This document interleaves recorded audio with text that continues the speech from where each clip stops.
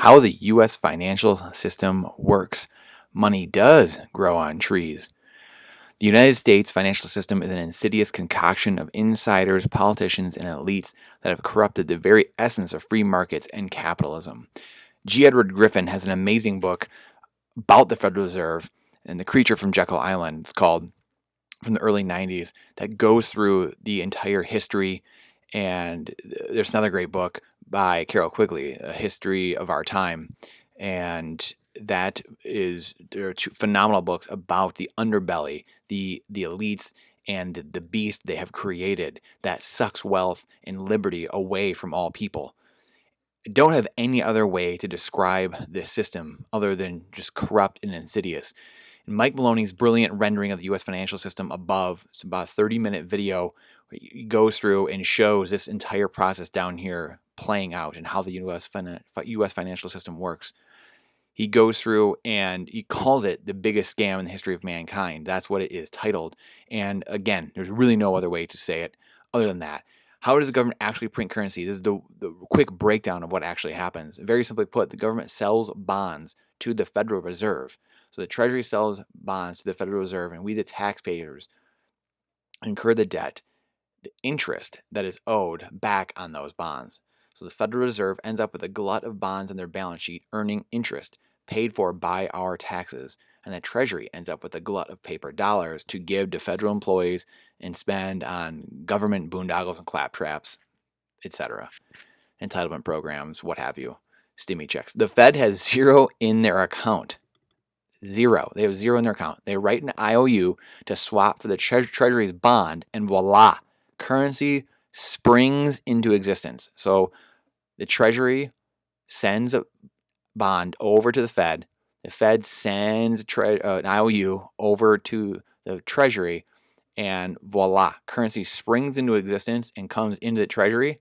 And then that gets sent to the government so they can then pay for government spending, war, entitlements, projects, what have you.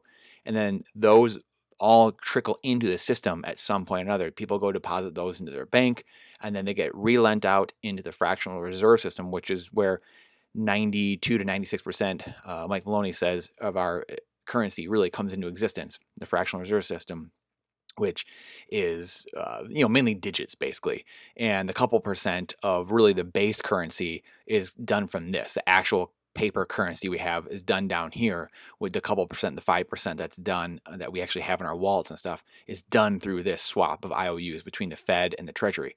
The other 95% or so is done through the fractional reserve, just through digits, and that is where most of our currency supply is created.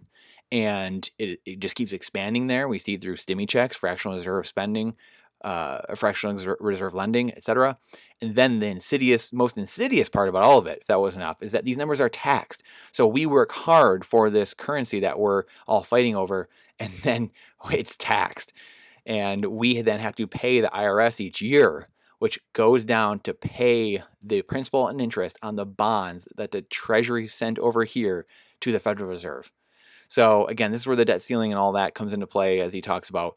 It's a delusion. The debt ceiling has to keep going up because every dollar, if you send a bond over to the Federal Reserve, it springs into existence. There's nothing there. So every dollar in existence is owed interest on it. So there's more debt than there is dollars, and there is actual assets in the system. There's more liabilities, we should say, than there are assets in the system. So that would create an implosion if we balance the budget or paid that all down, because there would only be debt that exists and nothing to pay it eventually. So at the end of the day, the banks are in on the process. They're in the open market committee. They're part owners of the Fed, most likely. So they make money off the reserves there. They make money off the ownership of the Fed. They make money off of the debt that is there too.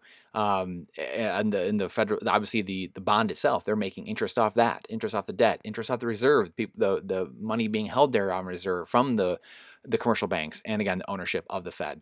So this is an incredible video. I highly suggest you watch it. It's I think it has almost 9 million views. It's truly remarkable. It's going to open your eyes. And as he says, it makes you a better investor, makes you a better decision maker when you know what is actually happening. And to make matters worse, the Fed has admitted that since they can print currency, they don't actually need your taxes. They just collect them to sway the public opinion, punish people, and incentivize what they want to happen. You think I'm crazy? Well, I may be. Won't be the first time I've been called that. However, check for yourself right here from the Fed chair of New York in 1946 by Beardsley Rummel.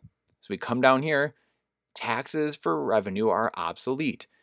So it says here, why does a government need to tax at all? That seems to be a great question, right? The necessity for a government to tax in order to maintain both its independence and its solvency is true for state and local governments because they cannot print, but it's not true for national government, the US government. Two changes of the greatest consequence have occurred in the last 25 years, which have substantially altered the position of the national state with respect to financing its current requirements. The first of these changes is the gaining of vast new experience in the management of central banks, because they were just learning that first couple of decades after the Fed was created in 1913. This is 30 years later.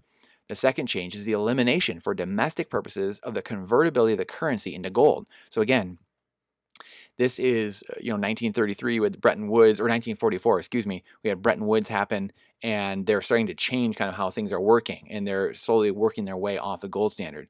And then on this next page, it comes in and says the United States is a national state which has a central banking system, the Federal Reserve System, and whose currency for domestic purposes is not convertible into any commodity. According to the inevitable social and economic consequences of any and all taxes have now become the prime consideration in the imposition of taxes. The public purpose for which it is served should never be obscured in a tax program under the mask of raising revenue. What are taxes really for? Federal taxes can be made to serve four principal purposes of a social and economic character. These purposes are: number one, as an instrument of fiscal policy to help stabilize the purchasing power of the dollar. Number two, to express policy in the distribution of wealth and of income, as in the case of progressive income and estate taxes, and you could say regressive taxes. Number three, to express public policy in subsidizing or in penalizing various industries and economic groups. And four, to isolate and assess directly the cost of certain national benefits such as highways and Social Security. Well, there you have it. So now you can see the game that we are playing. We are playing an insidious and corrupt game. This is not free market capitalism. This is straight from the Communist Manifesto. This is one of the tenets: control central banks, central banking. And in having that as one of the planks of the Communist Manifesto, Karl Marx would be proud. We do not have free markets. We do not have, when you're playing with the interest rates, that is affects every dollar in the system. So you're playing with the system, and that is not a free market by definition. That is not capitalism, true capitalism, free market capitalism. Now you can see what kind of game we're playing. To recap, the Treasury sells bonds to the Fed, which has zero money in it, and swaps IOUs for each other. The Treasury gets to spend the newly minted currency, the liability, on whatever they please. The Fed gets the bonds, the asset, that is then owed interest, which we, the taxpayers, have to go back through and pay in our taxes, enriching the owners of the Federal Reserve and enslaving the population with national debt. The answer to this, we talk a lot about what's wrong. This is why Bitcoin was created. One of the big problems with gold and silver for a long time is it would just suck into a honeypot into one place where it was easily manipulated, controlled, and they'd print more receipts on it because it had to be in one spot. It's very hard to send to the other side of the world quickly. And this is where Bitcoin and energy money that Henry Ford 100 years ago during this time was talking about. This is why it was created. A money outside the system that could not be controlled by the banking cartel and corrupted by those just trying to enrich themselves by stealing wealth from the rest of us. Permissionless. No one has to ask to set up a bank or can I get my money out. Trustless. I know the actors in the system are good because it's all being verified by thousands and tens of thousands of other people. It's uncensorable. The government can't take me out of the system. They can't. The banking system can't take me out. Unconfiscatable. If you have it in cold storage, if you have an exchange, it could be confiscated. But if you have it in cold storage, it's mine. No one can take it from you if you have it in cold storage, and it's immutable. No one can go back in the ledger and change it. And so it's there. It stands there for all time. So the Trojan horse is truly here that flips the game on the elite's head. And here's the king of the banking cartel in his own words a few hundred years ago. Let me issue and control a nation's money, and I care not who writes the laws. Mayer Amschel Rothschild, the king of the Rothschild family, the king of the central banking system. Imagine if kids were taught real history in school, and what a different place this world would be. Stay strong. If you like this content, please subscribe. Please share it. Please let us know what you like, didn't like. If you don't like it, please give us a thumbs down so we know which direction we need to shape our content. We appreciate you more than you know, your time and energy. It's the most important asset we have. And if you have any other inkling of wanting to learn more about this, we have many other videos in here on YouTube and on our blog. This is from our blog.